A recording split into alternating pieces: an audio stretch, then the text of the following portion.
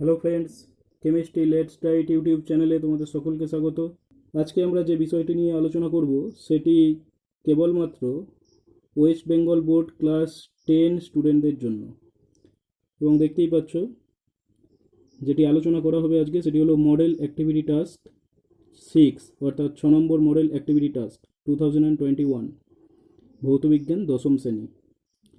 ওকে, তো এখানে দেখো প্রথমেই যে কোশ্চেনটি আছে সেটি কি আছে দেখো, ঠিক উত্তর নির্বাচন করো, অর্থাৎ একটি এমসিকিউ কোশ্চেন আছে। এবং কোশ্চেনটি কি আছে দেখো, প্রথম যে কোশ্চেন আছে এমসিকিউ এর আন্ডারে, যে গ্যাসের বাষ্প ঘনত্ব অক্সিজেনের সাপেক্ষে 2, তার গ্রাম আণবিক গুরুত্ব কত? গ্রাম আণবিক গুরুত্ব অর্থাৎ আণবিক ওজন কত, আণবিক ভর কত? ওকে, কি বলা হলো প্রথমে, যে গ্যাসের বাষ্প ঘনত্ব অক্সিজেনের সাপেক্ষে 2, অর্থাৎ আগে দেখতে হবে যে অক্সিজেনের বাষ্প ঘনত্ব কত। তোমরা জানো অক্সিজেনের যদি বাষ্প ঘনত্ব বার করতে হয়, বাষ্প ঘনত্বকে আমরা নর্মালি ডি দিয়ে প্রেজেন্ট করি। তো ডি ইকুয়াল টু কি, ডি ইকুয়াল টু m/2, যেখানে এম হচ্ছে কি, এম হচ্ছে আণবিক ভর। আমরা যদি অক্সিজেনের ক্ষেত্রে বাষ্প ঘনত্ব বার করি তাহলে কি দাঁড়াবে, অক্সিজেনের আণবিক ওজন লিখতে হবে, যেটি হয় কত, 32, তাকে 2 দিয়ে ডিভাইড করতে হবে, অর্থাৎ অক্সিজেনের আণবিক বাষ্প ঘনত্ব কত হবে, 16 হবে। এখন এখানে যেটা বলা হয়েছে অক্সিজেনের সাপেক্ষে বাষ্প ঘনত্ব 2, অর্থাৎ যদি অজানা গ্যাসটির বাষ্প ঘনত্ব ডি হয় তাহলে ডিকে যদি আমরা DO2 দিয়ে ডিভাইড করি সেক্ষেত্রে কত পাবো, 2 পাবো। ওকে, এখন দেখো DO2 আমরা অলরেডি বার করে নিয়েছি। এই DO2-র ভ্যালু যদি আমরা এখানে বসিয়ে দিই তাহলে কি দাঁড়াবে, D divided by 16 equal to 2। That means D equal to কত আসছে, ডি ইকুয়াল টু আসছে 32। অর্থাৎ দেখো অজানা যে গ্যাসটি আছে তার বাষ্প ঘনত্ব আমরা বার করে নিলাম। এবার আণবিক ওজন আমাদের বার করতে বলেছে, সেক্ষেত্রে ফর্মুলা তোমরা দেখেছো আগেই ইউজ করেছি। তো আণবিক ওজন ইকুয়াল টু কী হবে, আণবিক ওজন ইকুয়াল টু হবে 2 ইন্টু ডি, অর্থাৎ যে গ্যাসটির আণবিক ওজন আমাদের বার করতে বলেছে তার আণবিক ওজন হবে 2 ইন্টু 32, কারণ অলরেডি আমরা বাষ্প ঘনত্ব বার করে নিয়েছি। তো সেক্ষেত্রে কত হলো, 64। এবং জানো আণবিক ওজনের একক হচ্ছে গ্রাম মোল ইনভার্স, গ্রাম পার মোল, অর্থাৎ কোনটি অ্যান্সার হবে, এখানে যেটি দেখো অপশান 4 আছে, ঘয়ের দাগের যেটি আছে সেটি হবে সঠিক উত্তর। ওকে, পরবর্তী যে কোশ্চেন আছে দেখো, গলিত সোডিয়াম ক্লোরাইডের তড়িৎ বিশ্লেষণ করার সময় কোনটি হয় আর কি, 4টি অপশান আছে। তো সোডিয়াম ক্লোরাইডের তড়িৎ বিশ্লেষণ করার সময় কোনটি হয় নিম্নলিখিত 4টির মধ্যে? প্রথম অপশান যেটি দেওয়া আছে দেখো, ক্যাথোড ধনাত্মক এবং এখানে বিজারণ ঘটে। সেকেন্ড অপশান, ক্যাথোড ঋণাত্মক, এখানে বিজারণ ঘটে। থার্ড অপশান, অ্যানোড ধনাত্মক, এখানে বিজারণ ঘটে। আর ফোর্থ অপশান, অ্যানোড ঋণাত্মক, এখানে বিজারণ ঘটে। আগে একটু ইনফরমেশনটা জেনে নাও এই ক্যাথোড অ্যানোড সংক্রান্ত। যখন আমরা তড়িৎ বিশ্লেষণ করি তখন নর্মালি দুটো ইলেকট্রোড ইউজ করা হয়। একটিকে আমরা কি বলে জানি, একটিকে আমরা জানি ক্যাথোড হিসাবে, আর অপরটিকে আমরা কি হিসাবে জানি, অপরটিকে আমরা বলি অ্যানোড। মনে রাখবে এই অ্যানোডটি হলো ধনাত্মক, অ্যানোডটি হলো ধনাত্মক, যেখানে কোন বিক্রিয়া ঘটে, যেখানে ঘটে জারণ বিক্রিয়া। ওকে, অর্থাৎ অ্যানোড হলো ধনাত্মক তড়িৎদ্বার যেটিতে জারণ সম্পন্ন হয়, আর ক্যাথোড হলো ঋণাত্মক তড়িৎদ্বার, ক্যাথোড ঋণাত্মক তড়িৎদ্বার। এবং এখানে কি হয়, এখানে হয় বিজারণ। এবং তোমাকে এখানে কি বলেছে দেখো, গলিত সোডিয়াম ক্লোরাইডের তড়িৎ বিশ্লেষণ করার সময় কোনটি হয়। প্রথম অপশান দেখতে পাচ্ছ ক্যাথোড ধনাত্মক, অবভিয়াসলি ক্যাথোড ধনাত্মক নয়, ক্যাথোড হলো ঋণাত্মক, তো এটি হবে না। ক্যাথোড ঋণাত্মক কিন্তু এখানে বিজারণ, এবং এখানে বিজারণ ঘটে। দেখো একদম সঠিক, ক্যাথোডটি ঋণাত্মক এবং সেখানে বিজারণও ঘটে, অর্থাৎ এক্ষেত্রে অপশান খ যেটি আছে সেটি সঠিক হবে। ওকে, পরবর্তী যে কোশ্চেনটি আছে দেখো, 3 ওহম এবং 6 ওহম রোধের সমান্তরাল সমবায়ের তুল্য রোধের মান কত হবে? সমান্তরাল সমবায়ের তুল্য রোধ বার করতে বলেছে দুটি রোধের ক্ষেত্রে, দুটি রোধের সমবায়ের ক্ষেত্রে, যাদের প্রতিটির মান কি, যাদের একটির মান হচ্ছে 3 ওহম এবং অপরটির মান হচ্ছে 6 ওহম। এক্ষেত্রে তোমরা জানো যদি তুল্য রোধের মান, যদি তুল্য রোধ আর হয় তাহলে সেক্ষেত্রে আর এর মান কি হবে, আর এর মান হবে প্রথম যে দুটি রোধ সাপ্লাই করা হয়েছে সেই দুটি রোধের গুণফল ডিভাইডেড বাই ওই দুটি রোধের যোগফল। অর্থাৎ দেখো প্রথম যে রোধ দেওয়া আছে 3 আছে, তো R1 এর জায়গায় আমরা 3 বসালাম। R2 এর মান কত দেওয়া আছে? R2 এর মান 6 ওহম আছে, তো 6 বসালাম। এবং নিচেতেও একই রকমভাবে দেখো, যখন R1 প্লাস R2 আছে তো 3 প্লাস 6, অর্থাৎ উপরে যে গুণফলটি হবে সেটি কত হবে? 3 ইন্টু 6, দ্যাট মিনস 18 হবে। এবং নিচে দেখো 3 আর 6 যোগ করলে কত হচ্ছে? 9 হচ্ছে। এবং যদি কাটাকাটি করো তাহলে কী হবে? 2 হবে। অর্থাৎ সমান্তরাল সমবায়ে তুল্য রোধ কত হবে? 2 ওহম হবে। অর্থাৎ এক্ষেত্রে সঠিক অ্যান্সার কোনটি হয়ে যাবে? অপশান গ। পরবর্তী যে কোশ্চেনগুলি দিয়েছে সেটি দেখো 2 দাগের অন্তর্ভুক্ত। একটি শব্দে বা একটি বাক্যে উত্তর দাও। তার আন্ডারে যে প্রথম কোশ্চেনটি আছে, কোনো বস্তুতে সোনার প্রলেপ দিতে কি তড়িৎ বিশ্লেষ্য ব্যবহৃত হয়? অর্থাৎ কোনো একটি বস্তুর উপর সোনার প্রলেপ দিতে হলে তড়িৎ বিশ্লেষ্য রূপে আমরা কি ব্যবহার করি?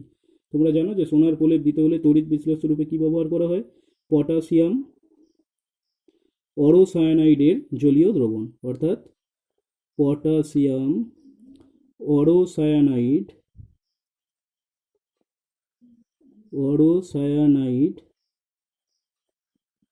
এর জলীয় দ্রবণ ব্যবহার করা হয়। এই পটাশিয়াম অরোসায়ানাইডের ফর্মুলা কি? পটাশিয়াম অরোসায়ানাইডের ফর্মুলা হচ্ছে KaUCN2। ওকে, তো এই পটাশিয়াম অরোসায়ানাইডের জলীয় দ্রবণ ব্যবহার করা হবে সোনার প্রলেপ দেওয়ার জন্য। পরবর্তী যে কোশ্চেন আছে দেখো 2.2, কিলোওয়াট এবং কিলোওয়াট ঘন্টার মধ্যে কোনটি ক্ষমতার একক? কিলোওয়াটটা কি? কিলোওয়াট হচ্ছে ক্ষমতার একক। তোমরা জানো এই কিলোওয়াটটি হবে ক্ষমতার একক। কিলোওয়াট যেটি আছে সেটি হবে ক্ষমতার একক। ওকে, আর কিলোওয়াট ঘন্টা কিসের একক? কিলোওয়াট ঘন্টা হচ্ছে তড়িৎ শক্তির একক। এই কিলোওয়াট ঘন্টাটা কি? তড়িৎ শক্তির একক। তো আমাদের যেহেতু এখানে ক্ষমতার একক বার করতে দিয়েছে, তো অবভিয়াসলি অ্যান্সার কি হবে? কিলোওয়াট হবে। ওকে, পরবর্তী যে কোশ্চেন আছে দেখো 2.3তে কি আছে? ডিসি অপেক্ষা এসির একটি ব্যবহারিক সুবিধা লেখো। অর্থাৎ এসি যে ডিসি অপেক্ষা সুপেরিয়র বা সুবিধাজনক ব্যবহার করা বা তার একটি বিশেষ ক্ষেত্র বলতে বলেছে। সেটি কি দেখো, ডিসির পুরো ফর্ম তোমরা জানো। ডিসি মানে কি? Direct current. ডিসির পুরো ফর্ম কি আছে? Direct current. আর এসির পুরো ফর্ম কি? ফুল ফর্ম কি? এসির ফুল ফর্ম হচ্ছে অল্টারনেটিং কারেন্ট।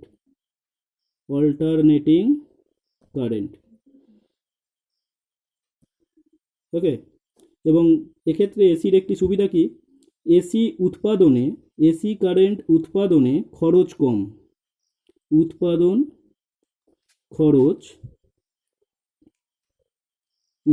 খরচ কম। এবং ডিসির ক্ষেত্রে কি? ডিসির ক্ষেত্রে উৎপাদন খরচ বেশি।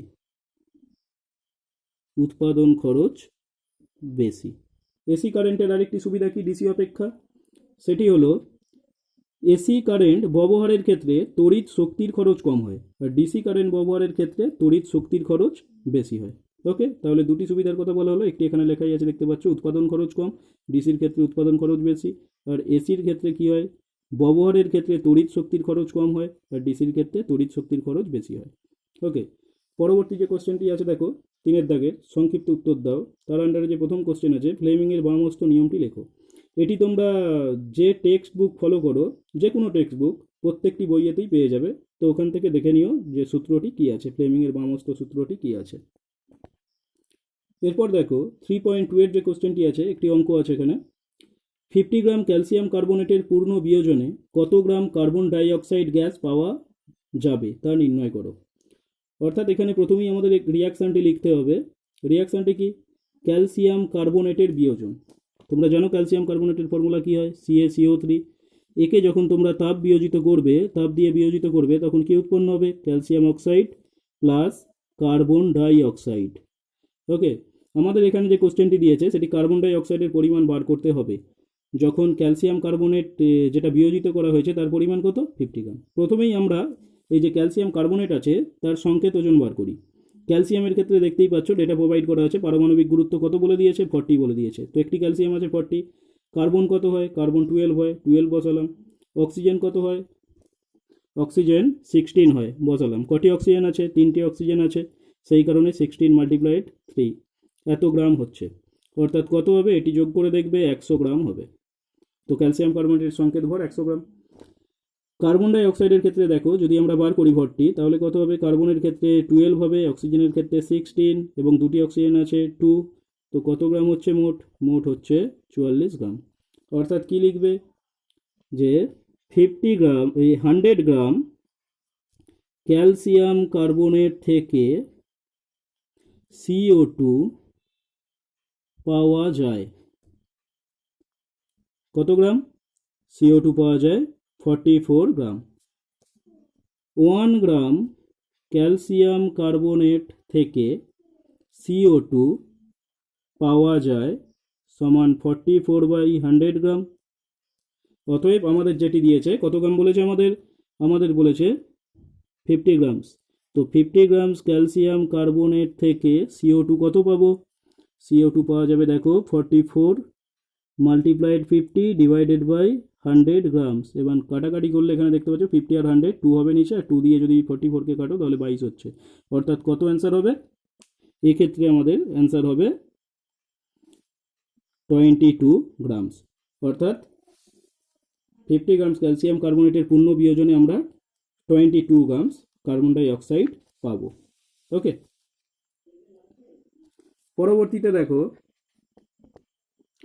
এরপর যে কোশ্চেনটি দিয়েছে 4 দাগের একটি অঙ্ক দিয়েছে, সেটি কি, নিচের প্রশ্নটির উত্তর দাও। এবং তার আন্ডারে যে 4.1 আছে দেখো, দুটি ধাতব তারের দৈর্ঘ্যের অনুপাত 2:1, ব্যাসার্ধের অনুপাত 1:2, রোধাঙ্কের অনুপাত 3:4 হলে তার দুটির রোধের অনুপাত কত হবে তা নির্ণয় করো। এক্ষেত্রে দেখো, প্রথমেই আমরা ধরে নিলাম যে প্রথম তারটির দৈর্ঘ্য L1। প্রথম তারের দৈর্ঘ্য আমরা কত ধরলাম, প্রথম তারের দৈর্ঘ্য ধরলাম L1। দ্বিতীয় তারের দৈর্ঘ্য ধরলাম L2। ওকে, এবং দ্বিতীয় তারের দৈর্ঘ্য L2। অতএব এক্ষেত্রে L1/L2 ইকুয়াল টু কত হচ্ছে, কারণ তোমরা দেখতে পাচ্ছ অনুপাতটি কত আছে 2:1, অর্থাৎ L1/L2 হচ্ছে 2/1। পরবর্তীতে দেখো, প্রথম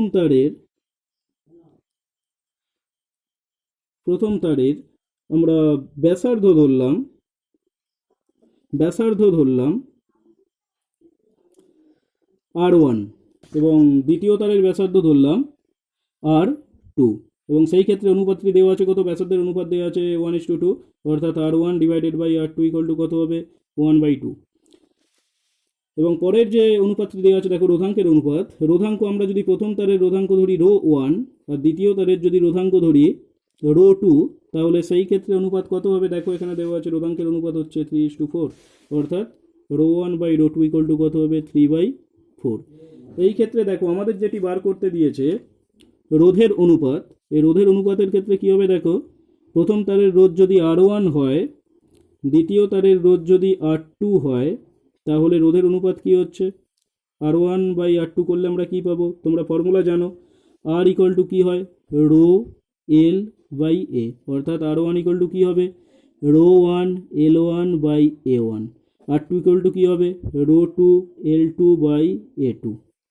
ওকে, এখানে প্রথমেই দেখো, এই যে এ আছে এগুলোকে কি বলা হয়, প্রস্থচ্ছেদের ক্ষেত্রফল বলা হয়, কিন্তু আমাদের যে ডেটা দেওয়া আছে সেটি ব্যাসার্ধের রেসপেক্টে দেওয়া আছে। তো প্রথম কাজ হবে প্রস্থচ্ছেদের ক্ষেত্রফলটিকে ব্যাসার্ধে কনভার্ট করা। তো দেখো, আমরা এটিকে সিম্পলিফাইড করি একটু। ρ1 আর ρ2কে আমরা আলাদা করে রাখলাম, ρ1 ρ2, আর L1 L2কে আমরা আলাদা করে রাখছি। এবং এই ক্ষেত্রে দেখতে পাচ্ছ A2 এইটা উপরে চলে যাবে, তো A2/A1 হবে। এর জায়গায় যদি আমরা বসিয়ে দিই ডেটা, তাহলে দেখো ρ1/ρ2 কত, আমরা আগেই বার করে রেখেছি, ρ1/ρ2 কত হবে দেখো 3/4, অর্থাৎ এখানে যদি বসিয়ে দিই 3/4, আর L1/L2 কত দেওয়া আছে, L1/L2 দেওয়া আছে দেখতে পাচ্ছ এখানটায় 2/1, এখানে বসালাম 2/1। ওকে, আর এরিয়াকে যদি আমরা ব্যাসার্ধের রেসপেক্টে লিখি, তোমরা জানো এরিয়া ইকুয়াল টু কী হবে πr², অর্থাৎ এক্ষেত্রে πr2², আর এক্ষেত্রে A1 ইকুয়াল টু πr1²। তো পাই কেটে গেল। এই ক্ষেত্রে দেখো, যদি কাটাকাটি করো তাহলে 2 আসছে, তো অলরেডি আমাদের এখানে পড়ে আছে কত 3/2। এবং এখানে কি দেখতে পাচ্ছ দেখো, R2 ডিভাইডেড বাই R1 তার হোল স্কোয়ার আছে, R2 ডিভাইডেড বাই R1 তার হোল স্কোয়ার আছে। অর্থাৎ মানটি কত হবে, দেখো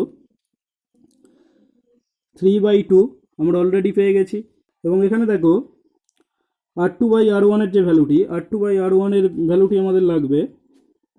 R2 বাই R1 এর ভ্যালু কত আছে, এখানে দেওয়া আছে আগে যে R1 by R2 equal to 1/2, তাহলে ইনভার্স করলে কি পাবো, R2 by R1 equal to 2/1 পাবো। সেই ভ্যালুটি যদি আমরা এখানে বসিয়ে দিই তাহলে কি পাবো দেখো, 2/1, যেহেতু হোল স্কোয়ার আছে তাহলে স্কোয়ার দেবো, এবং এক্ষেত্রে কি হয়ে যাচ্ছে দেখো ভ্যালুটি 4/1, অর্থাৎ এখানে কাটাকাটি করলে কত পাবে, 2 পাবে, অর্থাৎ উপরে চলে যাচ্ছে কত 6 আর নিচে কত পাচ্ছ 1। তো রেশিওটি কত হচ্ছে দেখো, আমরা কি পেলাম, R1 by R2 equal to পেলাম 6/1, অর্থাৎ যদি আমরা অনুপাতের রেসপেক্টে লিখি তাহলে কি পাবো দেখো, R1:R2 ইকুয়াল টু পাবো 6:1। ওকে, এটি হলো অ্যান্সার। যদি ভিডিওটি ভালো লেগে থাকে তাহলে অবশ্যই একটি লাইক করবেন এবং চ্যানেলটি সাবস্ক্রাইব করবেন। ধন্যবাদ।